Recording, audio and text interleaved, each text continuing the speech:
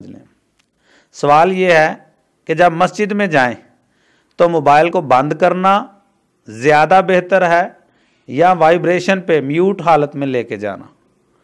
تو اس کا جواب یہ ہے، نبی کریم صلی اللہ علیہ وآلہ وسلم نے فرمایا اگر تم نماز کے لیے جاتے ہو، تمہیں شدید بھوک لگی ہے تو پہلے کھانا کھاؤ، جماعت کو تم ترک کر سکتے ہو اگر شدید بھوک لگی ہے۔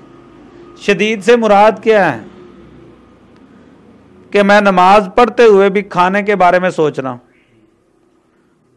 تو مقصود کیا ہوا؟ عبادت یا بھوک؟ فرمایا کہ تمہیں عبادت کے اندر توجہ اللہ کی جانب رکھنی ہے۔